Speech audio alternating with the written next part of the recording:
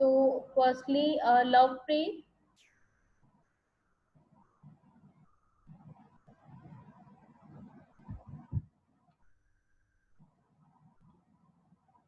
Lovepreet, kindly unmute yourself, बच्चे.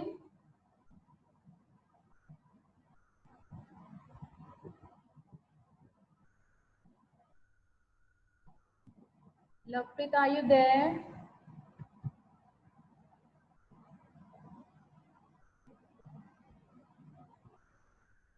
So moving on next, Vivek.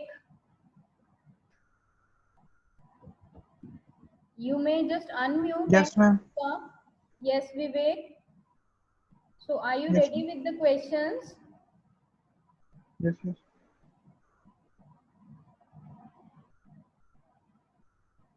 So Vivek, kindly brief me few differences for multi-programming and multitasking.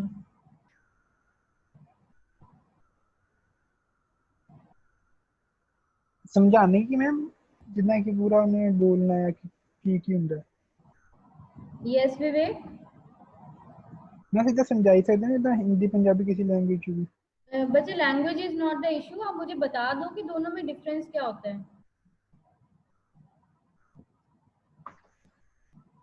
Okay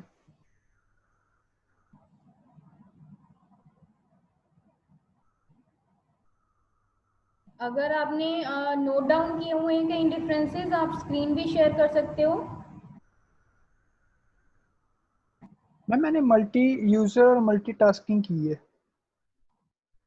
multi user and multitasking वो वाला कीता है वो किया आपने, वो प्रोग्राम बता दीजिए.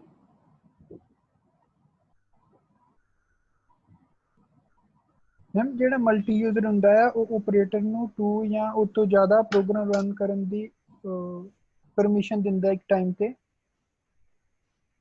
ओके.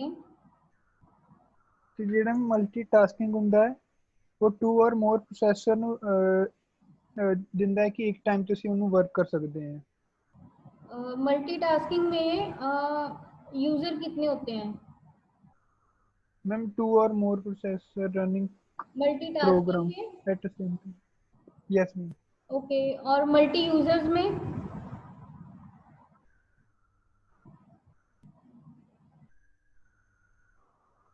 2 और मोर हम ज्यादा ही सकते कि दोनों एक में दो टाइम पे से कितने ज्यादा ही होती है. यस मैम और कोई डिफरेंस है बच्चे?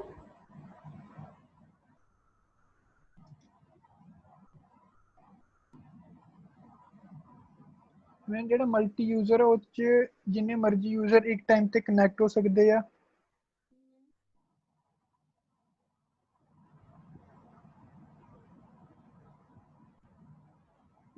और मल्टीटास्किंग में क्या होता है?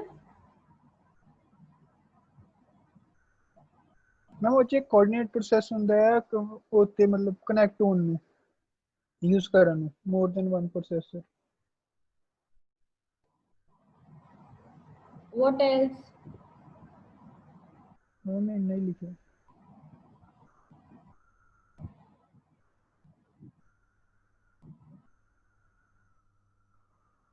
Next question. विवेक, वैसे आपका डिफरेंस ठीक नहीं था बच्चे, इसको आप दोबारा सर्व करना. ठीक है, डिफरेंसेस रॉन्ग थे आपके. मल्टी यूजर में बेसिकली हमारे पास मल्टीपल यूजर्स होते हैं जो कनेक्टेड होते हैं और वो अपना अपना काम कर सकते हैं उसी नेटवर्क पे. And when we are talking about multitasking, एक ही यूजर है बट वो अलग अलग काम कर सकता है एक सिंगल प्रोसेसर के साथ.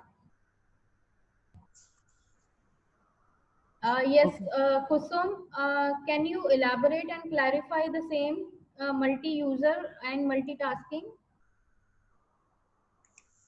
No, ma'am. No means what? You are not clear with the differences or you haven't done that?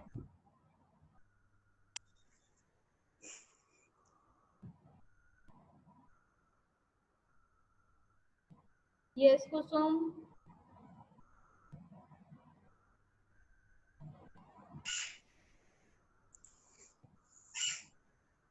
तो बच्चे मल्टी प्रोग्रामिंग या मल्टी टास्किंग में डिफरेंस आता है तो वो बताओ।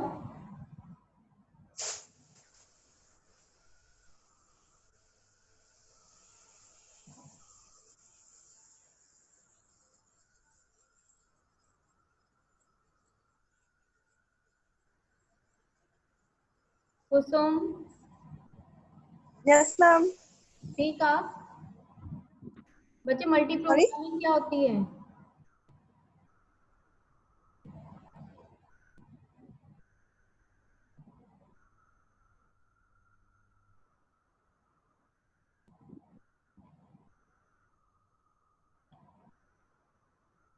गुंदीप, यस मैम। बच्चे please brief multi programming and multi tasking. Madam multitasking ਦੇ ਵਿੱਚ ਇੱਕੋ ਯੂਜ਼ਰ ਹੁੰਦਾ, ਇੱਕ ਯੂਜ਼ਰ ਆਪਣੇ ਇੱਕੋ ਟਾਈਮ ਤੇ ਮਤਲਬ ਮੈਮ ਅਲੱਗ-ਅਲੱਗ ਟਾਸਕ ਕਰ ਸਕਦਾ। ਜਿੱਦਾਂ ਮੈਡਮ ਇੱਕ ਸਾਈਡ ਤੇ ਉਹਨੇ MS Word ਖੋਲਿਆ ਵਾ, ਉੱਥੇ ਟਾਈਪਿੰਗ ਕਰ ਰਿਹਾ ਤੇ ਫਾਇਰਫੌਕਸ ਤੋਂ ਨਾਲ ਦੀ ਨਾਲ ਦੇਖ ਰਿਹਾ ਕਿ ਮੈਂ ਟਾਈਪ ਕਰਨਾ। ਮੈਡਮ ਮਲਟੀ ਪ੍ਰੋਸੈਸਿੰਗ ਦੇ ਵਿੱਚ ਜਿੱਦਾਂ ਕਿ ਪ੍ਰੋਸੈਸਿੰਗ ਪੁੱਛਿਆ ਮੈਮ ਤੁਸੀਂ ਕਿ ਪ੍ਰੋਗਰਾमिंग ਪੁੱਛਿਆ? बता दीजिए, both are the part of Processing? actually multi programming, okay? Okay ma'am. Multi processing ਦੇ ਵਿੱਚ ਮੈਡਮ ਇਦਾਂ ਬਈ ਕੰਮ ਇੱਕੋ ਹੁੰਦਾ ਮੈਡਮ, ਉਹਨੂੰ ਮਲਟੀਪਲ ਪ੍ਰੋਸੈਸਰਸ ਜਾਂ ਮਲਟੀਪਲ ਕੋਰਸ ਮਿਲ ਕੇ ਕਰਦੀਆਂ ਤਾਂ ਕਿ ਉਹ ਜਲਦੀ ਹੋ ਜਾਵੇ। ਤੇ ਮੈਮ ਜੇ ਕੋਈ ਕਿਊ ਦੇ ਵਿੱਚ ਕੋਈ ਹੋਰ ਪ੍ਰੋਸੈਸ ਹੋਵੇ ਜਿਹਨੂੰ ਕੋਈ ਹੋਰ ਹਾਰਡਵੇਅਰ ਚਾਹੀਦਾ ਤਾਂ ਮੈਡਮ ਉਹ ਉਹਨੂੰ ਸਰਵ ਕਰ ਦਿੰਦੇ ਉਹ hardware. Right, very good Gundeep. Multi processing में हमारे पास मल्टीपल प्रोसेसेस या कोर्स होती हैं, वो मिलके एक ही यस काम मैम। कर सकती हैं ताकि काम जल्दी हो जाए, और we can divide yes ma'am. Multiple task और programs in all the cores. वो अलग अलग यस साइमल्टेनियसली भी मैम। कर सकते हैं ताकि ओवरऑल जो सिस्टम यूटिलिटी है वो हम कर सकें। And yes ma'am. और multitasking, you were very right कि हम मल्टीपल टास्क जो है multiple applications at the same time हम रन कर सकते हैं। Yes ma'am. I need one more difference for network operating system and distributed operating system। जिसको भी आता है वो बोल सकता है। ਮੈਡਮ ਨੈਟਵਰਕ ਆਪਰੇਟਿੰਗ ਸਿਸਟਮ ਹੁੰਦਾ ਵੀ ਆਪਣਾ ਇੱਕ ਸਰਵਰ ਪਿਆ, ਉਹਦੇ ਉੱਤੇ ਆਪਾਂ ਸਾਰਾ ਕੁਝ ਇੰਸਟਾਲ ਕਰ ਲਿਆ ਮੈਡਮ, ਉਹ ਸਾਰੇ ਪੀਸਿਸ ਨੂੰ ਸਰਵ ਕਰ ਦੇਣਾ ਇੱਕੋ ਟਾਈਮ ਤੇ। ਮੈਡਮ ਉਹਨਾਂ ਈਜ਼ੀ ਹੋ ਜਾਂਦਾ ਕਮਿਊਨੀਕੇਸ਼ਨ ਵਗੈਰਾ, ਸੌਫਟਵੇਅਰ ਜੋ ਕਿ ਭਰਨਾ ਹੋਵੇ ਤਾਂ ਉਹ ਵੀ ਈਜ਼ੀ ਹੋ ਜਾਂਦਾ, ਮੈਨੇਜਮੈਂਟ ਈਜ਼ੀ ਹੋ ਜਾਂਦੀ ਆ। ਠੀਕ ਹੈ। ਡਿਸਟ੍ਰੀਬਿਊਟਡ ਮੈਡਮ ਜਿੱਦਾਂ ਮੈਡਮ ਤੁਸੀਂ ਕਹਿੰਦੇ ਆ ਵੀ ਕੱਲਾ ਕੱਲਾ ਪੀਸੀ ਵਿਦਆਊਟ ਸਰਵਰ, ਉਹ ਪੁੱਛਿਆ madam.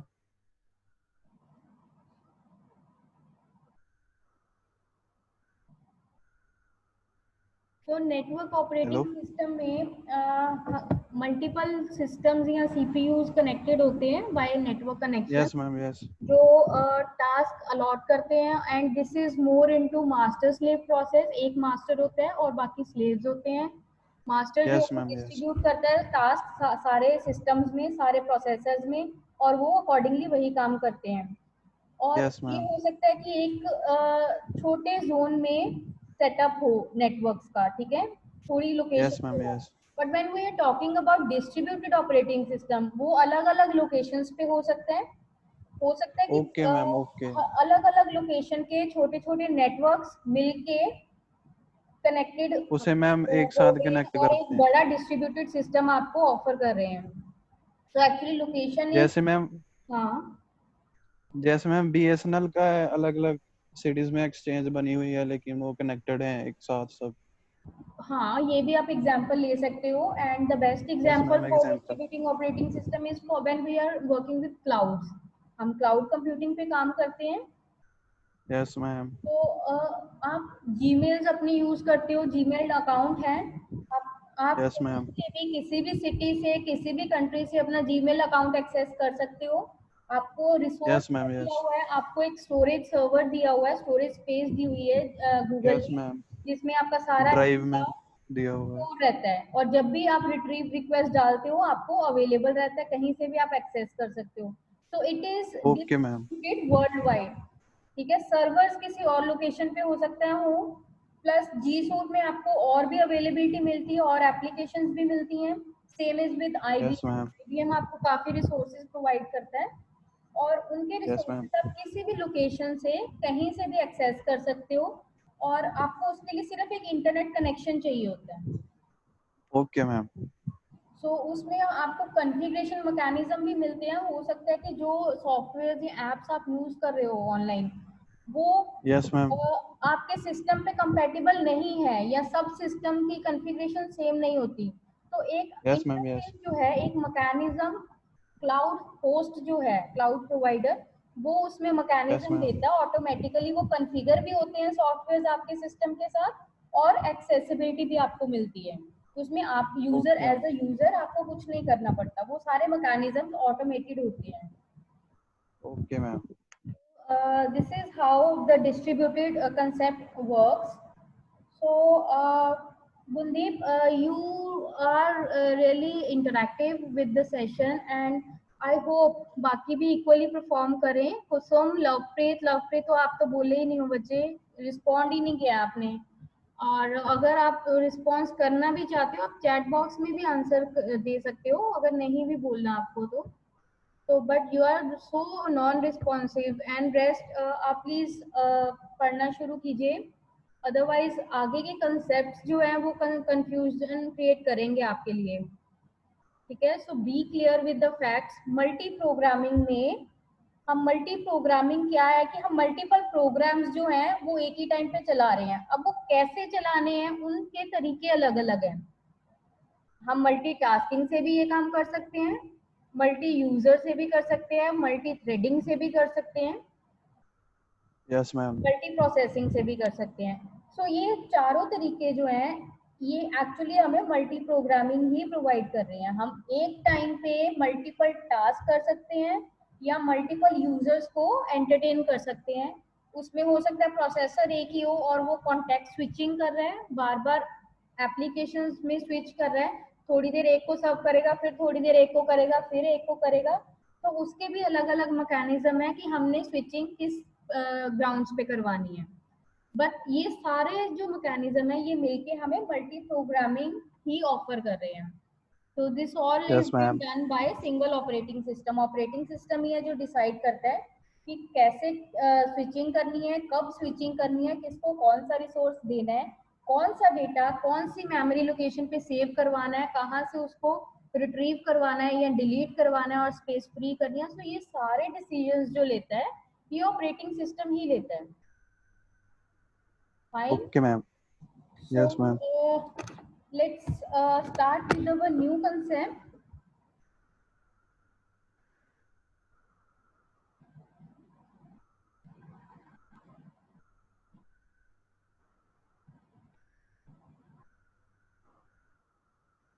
So let's start our discussion with operating system architecture. अभी तक हमने operating system के बारे में काफी knowledge gain की है।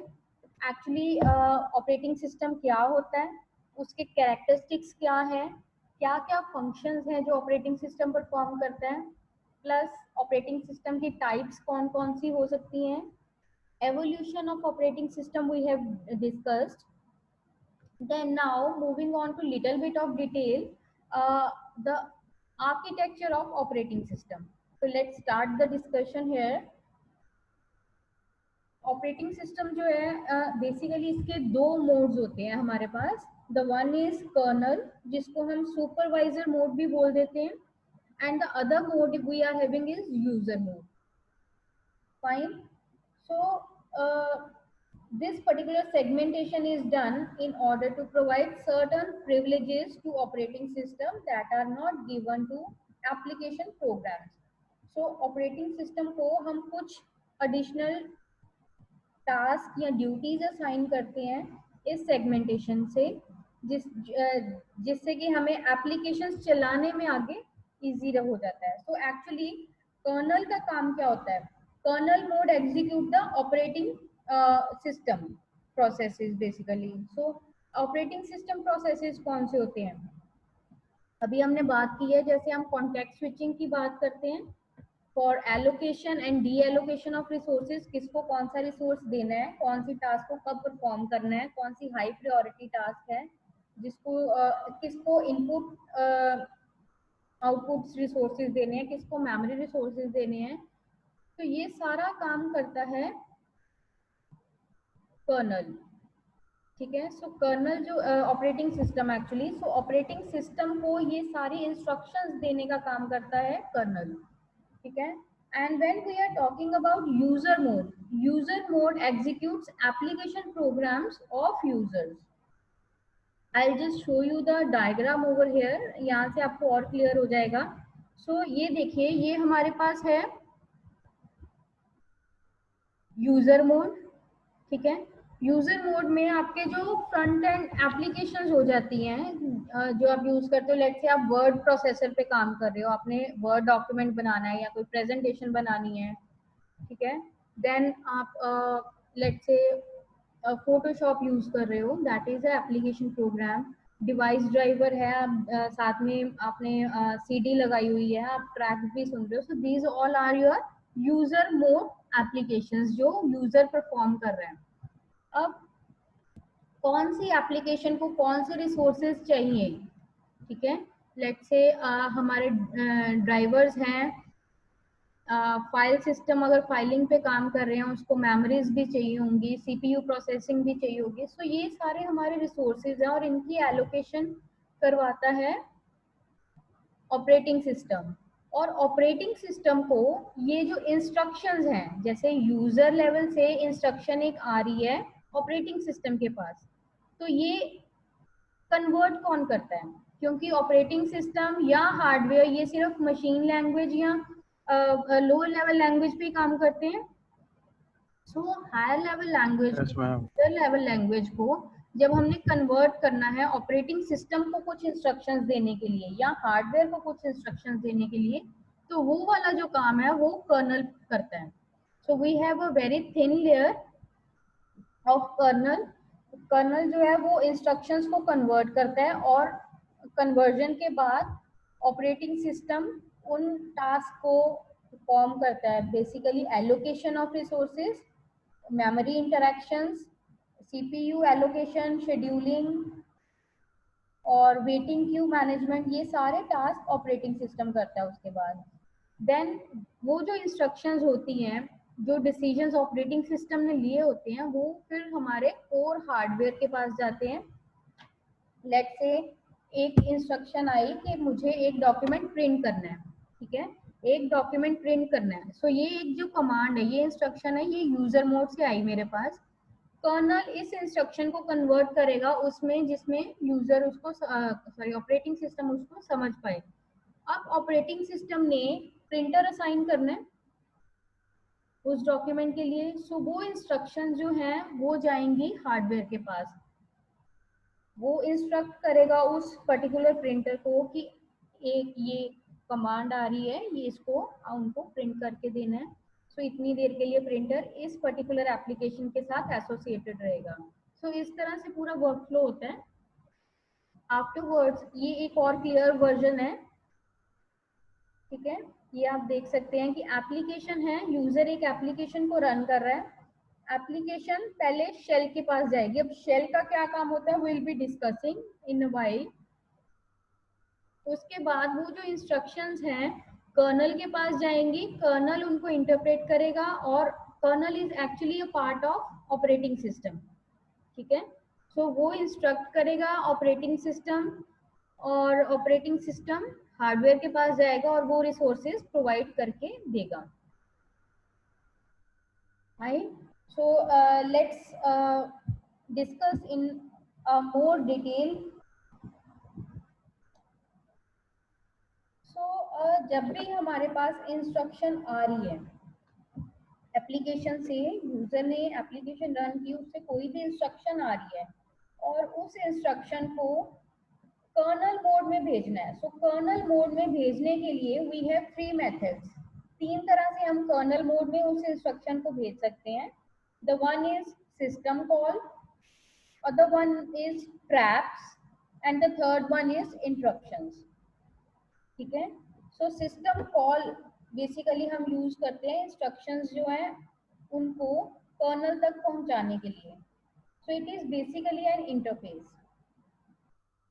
So we can say system call provides interface between a processor and the operating system.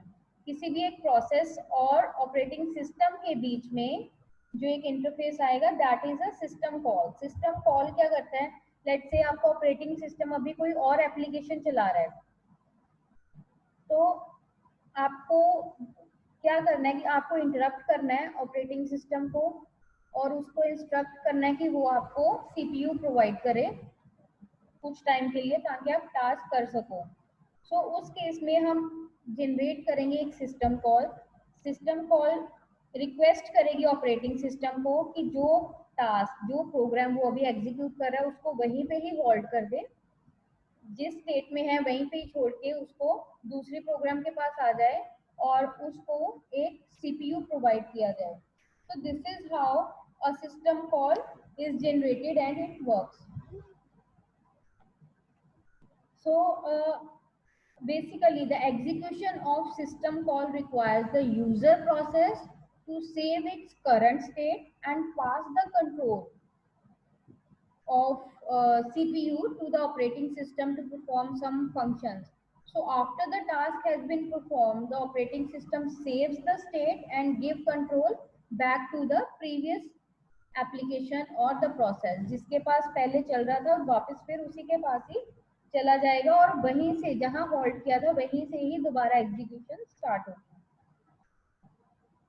And there are different types of system calls we are having for our systems or operating systems.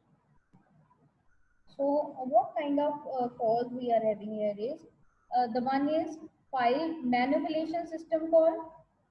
File manipulation system call में क्या होता है कि आप कभी भी request करते हो सिस्टम को कोई पर्टिकुलर डॉक्यूमेंट पर्टिकुलर फाइल खोलने के लिए, ठीक है.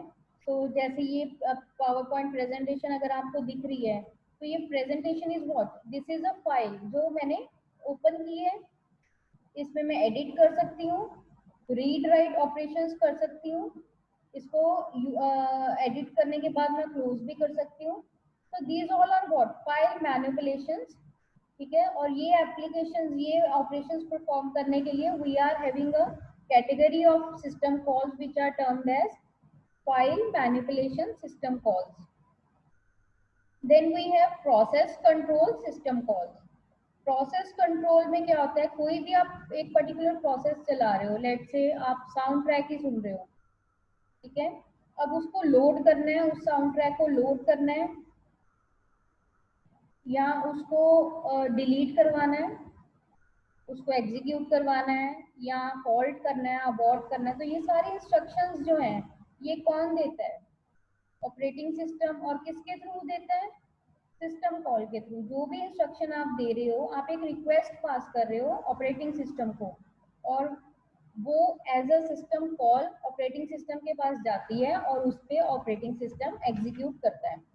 So this is termed as the process control system call. Third type जो है सिस्टम कॉल की वो हमारे पास है device management system call. The other type we are having is device management system call. और उसमें क्या होता है बेसिकली हम रिसोर्सेज जो एलोकेट करते हैं उनको मैनेज किया जाता है.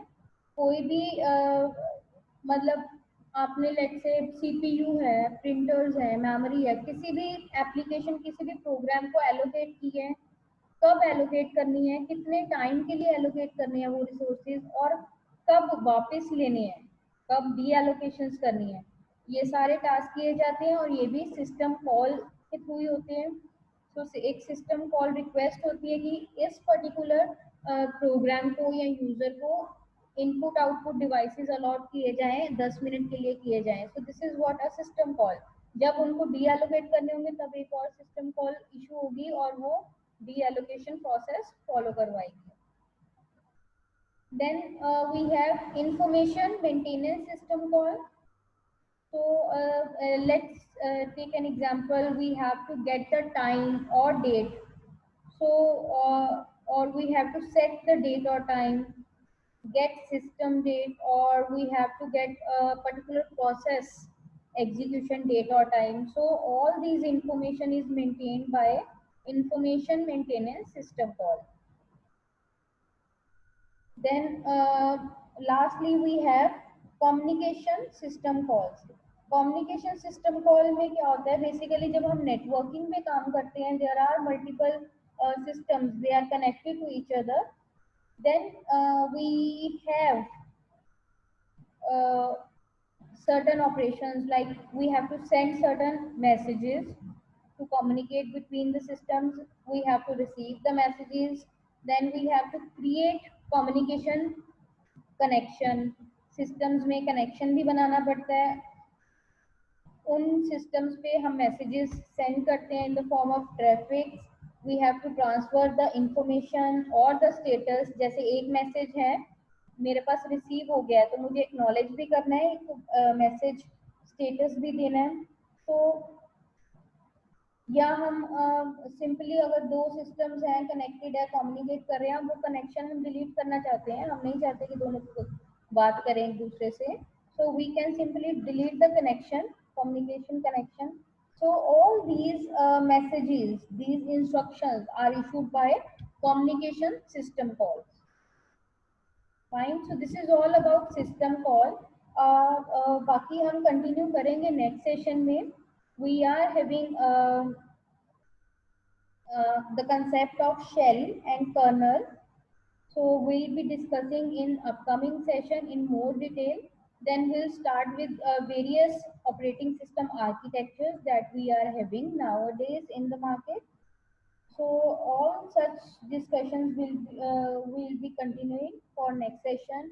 And अभी के लिए किसी को भी कोई डाउट है बच्चे आप पूछ सकते हो.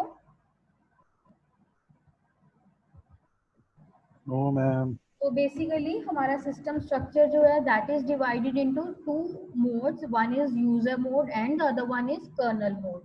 User mode is more of user application, जो हमारे से रिलेटेड है, हम एप्लीकेशंस यूज कर रहे हैं, कुछ इंस्ट्रक्शंस दे रहे हैं और वो इंस्ट्रक्शंस ऑपरेटिंग सिस्टम में जाएंगी और उनको इंटरप्रेट करता है kernel. So operating system and the kernel including the shell, that whole goes to operating system और वो further interact करते हैं हार्डवेयर के साथ. और ये इंस्ट्रक्शंस जो हैं, जैसे एक एप्लीकेशन है उसने कुछ इंस्ट्रक्ट करना है और लेट्स से ऑपरेटिंग सिस्टम या सीपीयू या कोई भी रिसोर्स उस पर्टिकुलर एप्लीकेशन के साथ डील कर रहा है, और दूसरी एक एप्लीकेशन है उसने कोई और इंस्ट्रक्शन देनी है. अब वो इंस्ट्रक्शन लेने के लिए we issue a system call. हम एक सिस्टम कॉल, एक इंटरप्शन जनरेट करते हैं. तो ऑपरेटिंग सिस्टम या प्रोसेसर जो सीपीयू है हमारा, उस पर्टिकुलर एप्लीकेशन से दूसरी पे स्विच हो जाता है, ऑपरेटिंग सिस्टम उसको सीपीयू देता है और उसका प्रोसेस होने के बाद वापस पहले वाली पे चले जाता है. So actually this is the concept. और जो भी इंटरप्शंस करनी है, जो भी रिक्वेस्ट जनरेट करनी है फॉर एलोकेशन, डी एलोकेशन, ये सारा काम सिस्टम कॉल के थ्रू होता है. So this is the whole concept. बाकी हम और डिटेल में डिस्कस करेंगे.